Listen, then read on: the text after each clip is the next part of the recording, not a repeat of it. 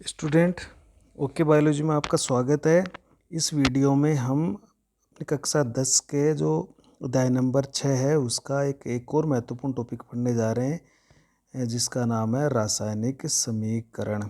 तो ये रासायनिक समीकरण का एक कंप्लीट इसके अंदर टॉपिक है, तो उसको अपन समझेंगे और उसके बारे में अपन उसके किस तरह से समीकरण लिखा जाता है और हमें समीकरण से क्या क्या जानकारियाँ प्राप्त होती है और कौन कौन सी जानकारियाँ हमें इससे नहीं मिलती है, तो वो सारा अपन डिटेल से पढ़ेंगे। तो अभी तक जिन विद्यार्थियों ने अपने चैनल को सब्सक्राइब नहीं किया है, आपको ये लग रहा है कि इस वीडियो से अपन मेरे को कुछ फ़ायदा होने वाला है, तो अपने चैनल को ज़रूर सब्सक्राइब करें। देखने से पहले इसको सब्सक्राइब करें और अपने दोस्तों के साथ इस चैनल को शेयर भी करें और मुझे कमेंट ज़रूर भेजें आप कि आपको वीडियो पसंद आ रहे हैं या पसंद नहीं आ रहे हैं। जैसा भी है आप अपने कमेंट ज़रूर भेजें। चलिए, तो अपने वीडियो को स्टार्ट करते हैं। रासायनिक समीकरण, तो अपने इसको देखिए लिख कर रखा है कि आपको लिखने में भी असुविधा नहीं हो और हमारा वीडियो भी लंबा नहीं बने। तो अपन पढ़ रहे हैं रासायनिक समीकरण। देखिए, तो रासायनिक समीकरण क्या होता है। देखो, कोई भी रासायनिक अभिक्रिया होती है तो उस अभिक्रिया को अपन लिखते हैं।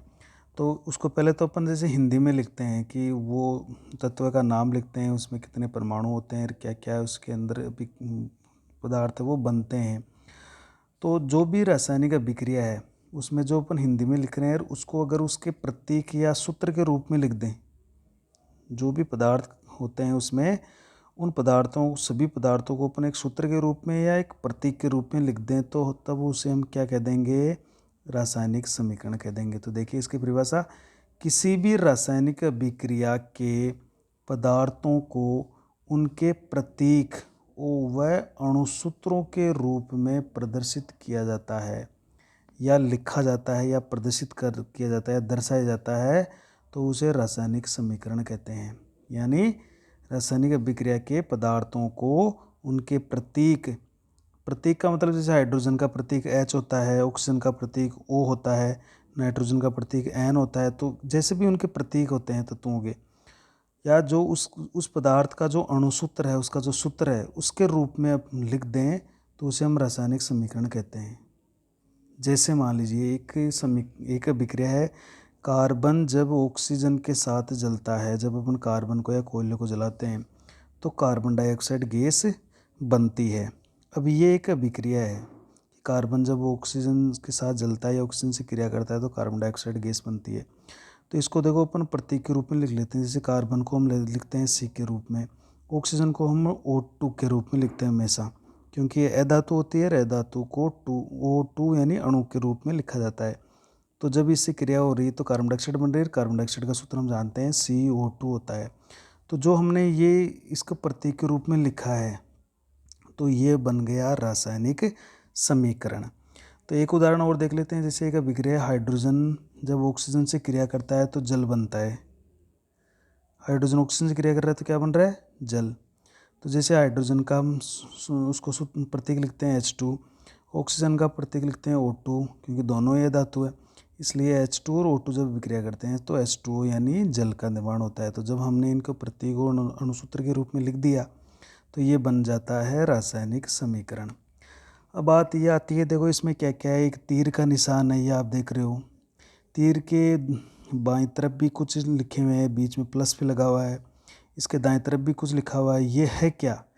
तो अब जैसे ये समीकरण है तीर के निशान, तो तीर के निशान के जो बाईं तरफ जो भी पदार्थ होते हैं उनको तो हम कहते हैं क्रियाकारक या अभिकारक भी कहते हैं। इनको क्या कहेंगे, क्रियाकारक या अभिकारक।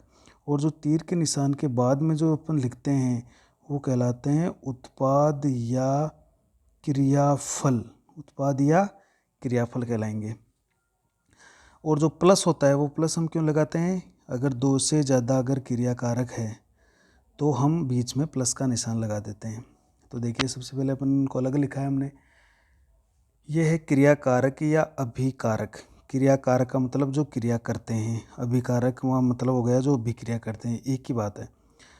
तो इसकी परिभाषा क्या हो जाती है, देखो, किसी रासायनिक अभिक्रिया में भाग लेने वाले पदार्थों को क्रियाकारक या अभिकारक कहते हैं।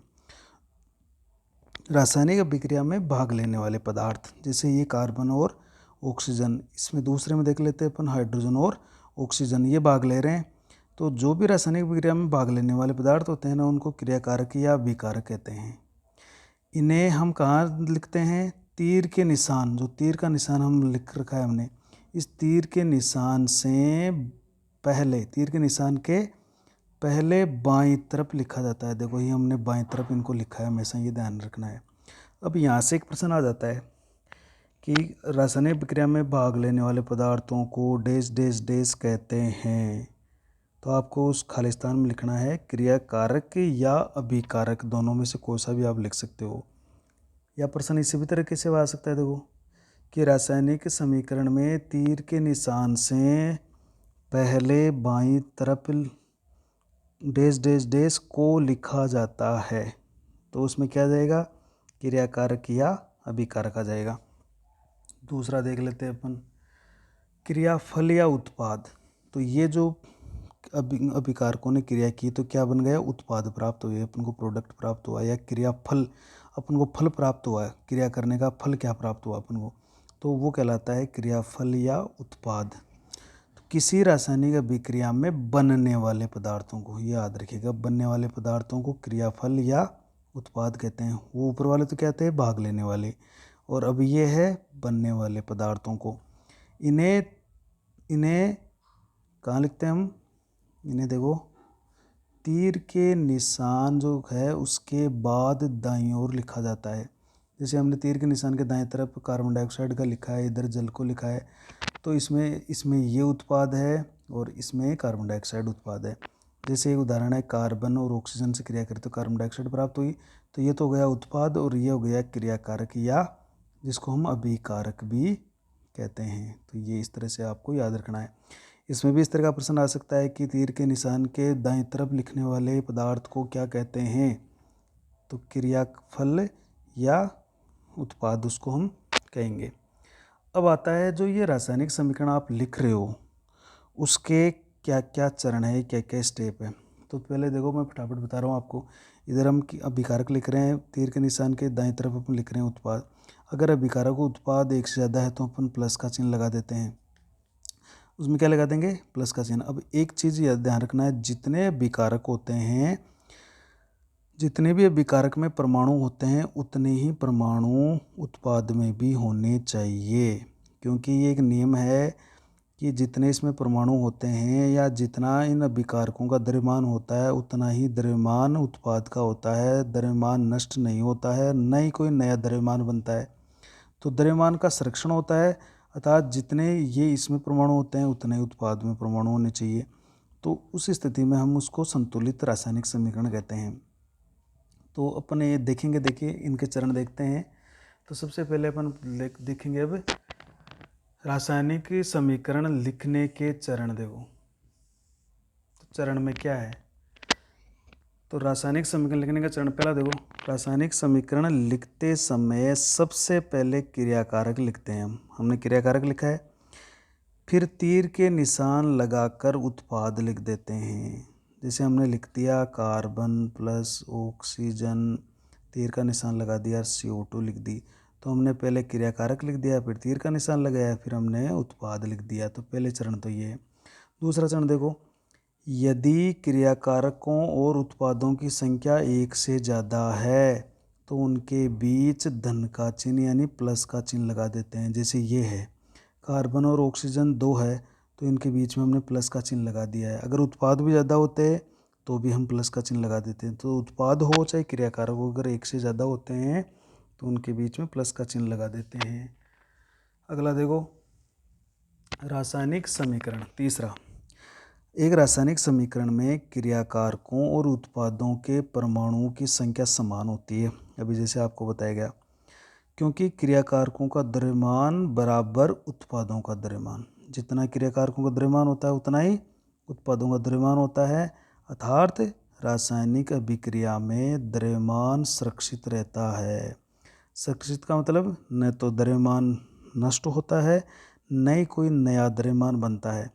इसलिए आपको ध्यान रखना है, तीर के बाईं ओर दाईं ओर अर्थात क्रियाकारकों और उत्पादों में जो परमाणु होते हैं टोटल, उनकी दोनों तरफ संख्या समान करनी है।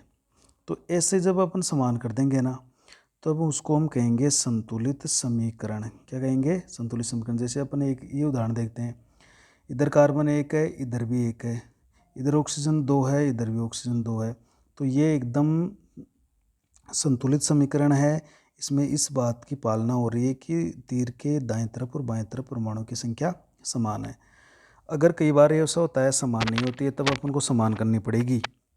तो रासायनिक समीकरण में क्रियाकारकों और उत्पादों के प्रत्येक तत्व के परमाणु की संख्या समान होती है। जो ऊपर बात लिखी थी वही यहाँ पर है। अतः इनकी संख्या घटा या बढ़ाकर समीकरण को संतुलित किया जाता है। जैसे रासायनिक समीकरण को अनुमान विधि से, जिसको अपन कहते हैं हिट एंड ट्रायल मेथड द्वारा संतुलित करते हैं। तो ये भी ध्यान रखिएगा, हम संतुलित करेंगे समीकरण को, और वो विधि कौन सी है? अनुमान विधि का अनुमान लगाएंगे अपन, संख्या लगाएंगे और अनुमान लगाकर, यानी हिट मतलब संख्या लगाएंगे और फिर उसकी ट्रायल करेंगे। अगर उससे बराबर हो जाते हैं तो नेक्स्ट अपन ट्रायल करेंगे। तो अनुमान विधि या हिट एंड ट्रायल मेथड के द्वारा हम समीकरण को संतुलित करते हैं। जैसे एक समीकरण ले लेते हैं हम, C3H8, ये एक हाइड्रोकार्बन है जिसको अपन प्रोपेन कहते हैं, और ये O2 का मतलब ऑक्सीजन हो गया। ये कार्बन डाइऑक्साइड है, ये जल बन गया। जब ये गैस है वो ऑक्सीजन की उपस्थिति में जलती है तो कार्बन डाइऑक्साइड बनती है और H2O यानी पानी बनता है। अब ये संतुलित नहीं है। देखिए इधर कार्बन 3 है, इधर 1 ही है, इधर हाइड्रोजन 8 है, इधर 2 ही है, इधर ऑक्सीजन केवल 2 है, इधर 2 और 1 3 है। तो अब हमें इस समीकरण को संतुलित करना है। तो सबसे पहले देखो आप कार्बन को संतुलित करो। तो इधर कार्बन की संख्या 3 है, इधर 1 ही है, देखो सारे को अपन गिन लेंगे। तो इधर 3 है, तो हम पहले 3 की संख्या लगा देंगे। जैसे 3 हमने संख्या लगा दी। तो अब नेक्स्ट देख लेंगे कि ये हुआ कि नहीं हुआ। अब बाकी को देख लेंगे। हमने कार्बन को तो संतुलित कर दिया 3-3। अब हाइड्रोजन को देख लेंगे। तो हाइड्रोजन इधर 8 है, लेकिन इधर हाइड्रोजन 2 ही है। तो अगर हम हाइड्रोजन को 8 कर दे तो इधर तो 8 है, इधर 2 ही है। तो 8 करने के लिए हम क्या करें, यहाँ पर 4 लगा देते हैं। तो यहाँ पर गुणा हो जाता है 4 दूनी 8। ये जोड़ना नहीं है आपको, ये गुणा में होते हैं। तो 4 दूनी 8, यानी हाइड्रोजन भी 8 हो गए, कार्बन भी 3 हो गए। अब ऑक्सीजन देख लेते हैं, ऑक्सीजन कितनी हुई। इधर ऑक्सीजन देखो 3 आगे ये लगा हुआ है, 2 ये है, O2 है। तो 3 दूनी 6, तो ऑक्सीजन यहाँ पर है और 4 ऑक्सीजन है यहाँ पर, यानी 6 4 10 ऑक्सीजन के परमाणु हो गए इधर उत्पादों के अंदर। 3 दूनी 6 और 4 ये ऑक्सीजन के, यहाँ पर आगे 4 लगा हुआ, तो ये ऑक्सीजन भी 4 ही है। तो 3 दूनी 6 और यहाँ पर 4, मतलब 10 ऑक्सीजन के परमाणु हो गए। तो इधर अपन देखेंगे तो मात्र यहाँ पर 2 ही है। तो 10 करने के लिए हम क्या करें, यहाँ पर हम 5 लगा देते हैं। तो ये 5 दूनी 10 हो जाता है। तो इस तरह से हमारा कार्बन भी संतुलित हो गया, हाइड्रोजन भी संतुलित हो गया, 8 हो गए, और ऑक्सीजन 10 हो गए, और इधर भी 10 हो गए। तो ये जो हमने 5 और यहाँ पर 3 और यहाँ पर 4 लगाए हैं, तो ये कम ज़्यादा संख्या हम करके लगाते हैं। घटा बढ़ाकर हम समीकरण को अंक लगाकर हम क्या लगाएंगे, अंक लगाकर समीकरण को संतुलित करेंगे। तो ये एक संतुलित समीकरण हो गया। क्या हो गया? संतुलित समीकरण। तो आपको बस यही है कि आप जैसे 2 3 या 4 लगाओगे या मैक्सिमम 5, तो इतने में ही समीकरण, एक समय ऐसा आएगा कि समीकरण पूरा का पूरा संतुलित हो जाता है। तो इससे पहले आपको ये ध्यान रखना है कि समीकरण में जो आप सूत्र लिखते हो वो बिल्कुल सही से लिखना है। तो इस तरह से अपन समीकरण को संतुलित कर लेते हैं। अगला चरण क्या है इसका? देखिए अगला चरण ये है इसमें कि रासायनिक समीकरण के जो क्रियाकारक और उत्पाद होते हैं उनकी भौतिक अवस्था को बताने के लिए उनके साथ कोष्ठक में, यानी क्रियाकारक और जो उत्पाद होते हैं उनकी भौतिक अवस्था, यानी तरल है या ठोस है या गैस है, तो उसको बताने के लिए उसके बिल्कुल पास में कोष्ठक में ठोस के लिए तो हम क्या लगा देंगे, S। द्रव के लिए हम क्या लगा देंगे, L। और गैस के लिए क्या लगा देंगे, G। जैसे ठोस के लिए S क्यों लगाएंगे, क्योंकि ठोस को हम क्या कहते हैं, सॉलिड। सॉलिड से S ले लिया। द्रव को हम क्या कहते हैं अंग्रेजी में? लिक्विड, तो इससे एल ले लिया। और गैस को हम कहते हैं गैस, जिससे जी ले लिया। तो जैसे कार्बन, ऑक्सीजन और कार्बन डाइऑक्साइड, तो कार्बन हमेशा ठोस होता है जैसे कोयला है, ऑक्सीजन गैस में होती है तो जी लगा दिया, कार्बन डाइऑक्साइड भी गैस में होती है तो यहाँ पर कोष्टक में हमने क्या लगा दिया? जी लगा दिया। तो हम इन क्रियाकारक हो या उत्पाद हो उनकी भौतिक अवस्था बताने के लिए कोष्टक में एस यानी सॉलिड, एल यानी लिक्विड द्रव और जी मतलब गैस, ये कोष्टक में हम लगा देंगे। नेक्स्ट देखो, रासायनिक जो अभिक्रिया होती है में जब भी कोई क्रियाकारक उत्पाद जलीय विलयन के रूप में होता है, यानी जल में घुला हुआ होता है, जलीय विलयन बना हुआ उसको जल में घुला हुआ हो, तो हम AQ लिख देते हैं। AQ का मतलब होता है एक्वस, एक्वस का मतलब होता है जलीय विलयन। तो जैसे मान लीजिए ये CaO है, इसको पानी में डाल रहे हैं हम, CO का मतलब है बिना बुझा हुआ चूना। जो आप कली के अपन टोटे लाते हैं, कली के जो साबुत पत्थर जैसे होते हैं, उनको जैसे अपन पानी में डालते हैं तो ये बुदबुदाहट होती है और वो पानी है वो गर्म हो जाता है। देखिए, तो उसमें क्षिपी विक्रिया होती है वहाँ पर। तो ये जो फिर थोड़ी देर बाद में ये शांत हो जाता है। तो जैसे बिना बुझे हुए चूने को जैसे हमने पानी में डाला तो ये बिना बुझा हुआ चूना सॉलिड था, ये जल क्या था? लिक्विड था।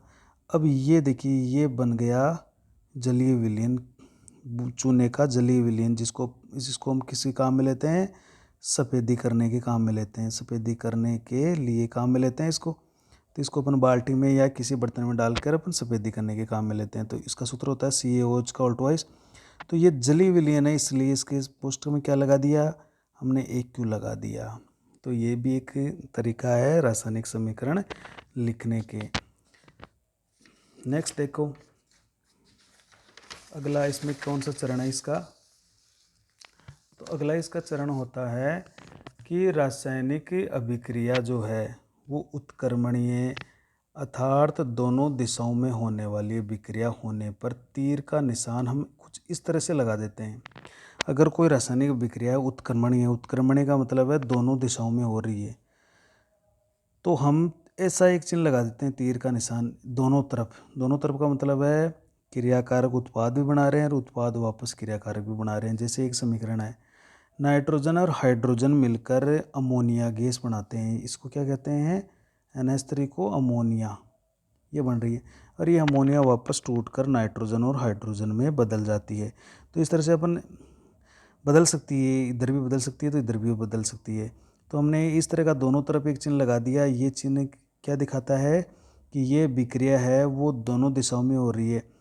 नाइट्रोजन और हाइड्रोजन अमोनिया भी बना रहे हैं और अमोनिया टूटकर नाइट्रोजन हाइड्रोजन वापस बना रहे हैं। ये जैसे ये भी गैस है, ये भी गैस है और ये भी गैस है, तो हमने अवस्थाएं भी लिख दी है। तो ये होती है उत्क्रमणीय विक्रिया। तो ये जो चिन्ह है ये उत्क्रमणीय विक्रिया का है। प्रश्न आ सकता है कि एक उत्क्रमणीय विक्रिया को कौन से चिन्ह से दिखाएंगे? तो हम इस तरह से दोनों चिन्ह से दिखा देंगे। अगला देखो चरण देखते हैं हम। कोई भी रासायनिक समीकरण होता है, उस रासायनिक समीकरण के लिए कुछ आवश्यक ताप और दाब की ज़रूरत होती है। तो जो ताप और दाब होता है हम उसको तीर के निशान के ऊपर लिखते हैं। जैसे एक समीकरण है ये, नाइट्रोजन और हाइड्रोजन जब मिलते हैं तो अमोनिया गैस बनती है, ये ऊपर वाला समीकरण ले लेते हैं। इसमें 773 केल्विन ताप की और 200 ATM, ATM का मतलब होता है एटमॉस्फेयर या वायुमंडलीय दाब, हिंदी में क्या कहते हैं इसको? वायुमंडलीय दाब। तो 773 केल्विन ताप की जरूरत होती है, 200 वायुमंडलीय दाब की जरूरत होती है इस अभिक्रिया को संपन्न कराने के लिए। तो हमने इसमें आवश्यक ताप और दाब को तीर के निशान के ऊपर लिख दिया है। नेक्स्ट देखते हैं ऊष्माक्षेपी। ऊष्माक्षेपी का मतलब होता है ऊष्मा का उत्सर्जन करने वाली विक्रिया। ऊष्मा शोषी का मतलब होता है जो ऊष्मा का शोषण करती है या ऊष्मा को ग्रहण करती है। तो ऊष्मा को ग्रहण करना ऊष्मा शोषी, ऊष्मा उत्सर्जन ऊष्माक्षेपी। ऐसी कुछ विक्रियाएं होती है तो उन विक्रियाओं के लिए उत्पाद के साथ प्लस और माइनस का चिन्ह लगाकर ऊष्मा की मात्रा लिख देंगे। और ऊष्मा को एक चिन्ह से दिखाते हैं अपन, जो ये त्रिभुज जैसा चिन्ह है, इस त्रिभुज जैसे चिन्ह को हम ऊष्मा से दिखाते हैं। ये भी ध्यान रखिएगा कि ऊष्मा को कौन से चिन्ह से दर्शाया जाता है, तो आपको ये त्रिभुज वाला चिन्ह बना देना है। तो इसको अपन ऊष्मा से दिखाते हैं अभिक्रिया में। जैसे मान लीजिए अपन जैसे एक जैसे हमने बर्फ़ है, तो बर्फ़ को गर्म किया तो ये जल में बदल गई। तो हम यहाँ पर अगर ये चिन्ह लगा देते हैं त्रिभुज का, तो इसका मतलब ये होता है कि हम इसको ऊष्मा दे रहे हैं, बर्फ़ को ऊष्मा दे रहे हैं, तो ये किस में बदल गई, पानी में बदल गई। तो एक उदाहरण देखते हैं। देखो, तो हम क्या करते हैं, प्लस और माइनस लगाकर ऊष्मा लिख देंगे। जैसे ये उदाहरण है, नाइट्रोजन से क्रिया करके अमोनिया गैस बना रही है। तो यहाँ पर प्लस लगाकर हमने 10.5 किलो कैलोरी ऊर्जा लिख दी है। इसका मतलब है, ये प्लस का मतलब ये दिखाता है कि ये ऊष्माक्षेपीय विक्रिया है। प्लस का मतलब ये ऊष्मा निकल रही है और वायुमंडल के अंदर ये जुड़ रही है, ऊष्मा बाहर निकल रही है उस विक्रिया से। तो कहाँ जुड़ रही है, वायुमंडल में जुड़ रही है, वायुमंडल में प्लस हो रही है, इसलिए यहाँ पर प्लस लगा के अपने ऊर्जा लिख दी। इस तरह से विक्रिया है नाइट्रोजन की विक्रिया जब ऑक्सीजन से होती है तो नाइट्रोजन डाइऑक्साइड बनता है। तो इसमें -21.6 किलो कैलोरी ऊर्जा शोषित होती है। ये विक्रिया शुरू होने से पहले ये खींच लेती है वायुमंडल से, तो माइनस हो जाती है वायुमंडल से, अर्थात ये ऊष्माक्षोषी विक्रिया होती है। तो माइनस चिन्ह ये क्या बताता है, ऊष्माशोषी को, प्लस चिन्ह क्या बताएगा, ऊष्माक्षेपी को। तो कोई उदाहरण देकर आपको ये पूछा जा सकता है कि निम्न में से कौन सी ऊष्माक्षेपी है और कौन सी ऊष्माशोषी है। तो प्लस चिन्ह वाले, प्लस के बाद में अगर ऊर्जा लिखी हुई है तो ऊष्माक्षेपी है, और माइनस वाले का मतलब है ऊष्माशोषी है। माइनस का मतलब हो गया ये वायुमंडल से ऊष्मा का माइनस हो रही है, अर्थात ये शोषण कर रही है, उसको ग्रहण कर रही है। अगला चरण देख लेते हैं अपन। देखिए, जब रासायनिक अभिक्रिया में कोई उत्प्रेरक प्रयुक्त होता है, उत्प्रेरक होता है जो उसकी अभिक्रिया की दर को बढ़ा देता है या जल्दी संपन्न कराने के लिए, तो ऐसे कोई कारक है तो उस उत्प्रेरक अगर ज़रूरत है तो उसको हम तीर के निशान के ऊपर लिख देते हैं। जैसे एक एथीन है, CH2 डबल बॉन्ड CH2, ये एथीन का सूत्र है। इसकी विक्रिया जब हाइड्रोजन से करवाते हैं तो हाइड्रोजन इसमें जुड़ेगा। तो यहाँ पर एक उत्प्रेरक की जरूरत है निकल धातु की। एक निकल को अगर डाल दें तो ये काम बहुत फटाफट हो जाता है और ये हाइड्रोजन इसमें जुड़ जाती है और एथेन बन जाता है। तो ये जो उत्प्रेरक है उस उत्प्रेरक को हमने तीर के निशान के ऊपर लिख दिया। अब आती है रासायनिक समीकरण की विशेषताएं। विशेषताओं का मतलब ये है कि अब हमें रासायनिक समीकरण क्या क्या बताता है। तो अभी हम जितने भी हमने चरण पढ़े हैं उन सबको ये बता देता है। जैसे पहला, रासायनिक समीकरण से हमें क्रियाकारक उत्पाद के बारे में जानकारी प्राप्त होती है, तो ये सही बात है। अभिक्रिया में प्रयुक्त क्रियाकारकों व बनने वाले उत्पादों में अणुओं की संख्या कितनी है, परमाणु की संख्या कितनी है, अणुओं की संख्या कितनी है, उनका द्रव्यमान कितना है, इन सब का हमें पता चल जाता है। दूसरी जानकारी क्या प्राप्त होती है, क्रियाकारकों व उत्पादों की भौतिक अवस्था, मतलब वो सॉलिड है या लिक्विड है या गैसीय है, उसकी जानकारी भी हमको प्राप्त हो जाती है, भी हमने देखा था। अभिक्रिया के लिए आवश्यक ताप कितना होना चाहिए, दाब कितना होना चाहिए, उसमें उत्प्रेरक की आवश्यकता है या नहीं है, उसकी जानकारी भी हमें मिल जाती है। अभिक्रिया ऊष्माक्षेपी है या ऊष्माशोषी है, इसकी भी जानकारी हमें प्राप्त हो जाती है। अभिक्रिया उत्क्रमणीय है। उत्क्रमणीय का मतलब होता है दोनों दिशाओं में, अर्थात इस तरह से चलती है, दोनों दिशाओं में चलती है। अगर अभिक्रिया दोनों दिशाओं, ये चिन्ह लगा हुआ है, इसका मतलब है वो उत्क्रमणीय है। अगर अनुत्क्रमणीय है मतलब एक ही दिशा में है, इस तरह से एक ही तरफ चिन्ह लगा हुआ है, इसका मतलब वो अभिक्रिया एक ही दिशा में चलती है, तो इसका भी हमें पता चल जाता है। ये तो इसकी विशेषता होती है। अब इसमें कमी क्या रह गई कि रासायनिक समीकरण में लिखने में हमें कौन सी बातों का पता नहीं चलता है। तो कुछ कमियां भी हैं जिसको अपन कहते हैं रासायनिक समीकरण की सीमाएं।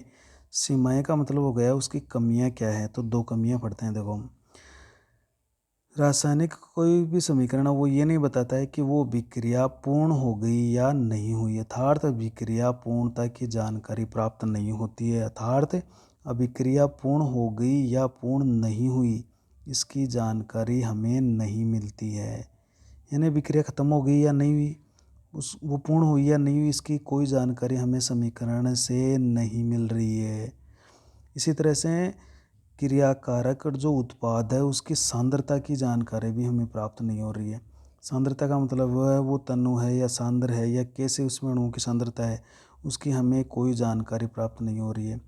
तो ये थोड़ी सीमाएं इम्पोर्टेंट है, परीक्षा में प्रश्न आ सकता है कि रासायनिक समीकरण की कोई एक सीमा लिखी है या एक कमी लिखी है, तो दोनों में से आप कोई भी याद कर लेना या दोनों याद कर लेना आप। तो इस तरह से आप इसको याद कर सकते हैं। तो ये अपना वीडियो था रासायनिक समीकरण के बारे में। आप इसको लिख लीजिए, याद कर लीजिए और अपने चैनल को ज़रूर सब्सक्राइब करें और अपने दोस्तों के साथ इस चैनल को ज़रूर शेयर भी करें। धन्यवाद।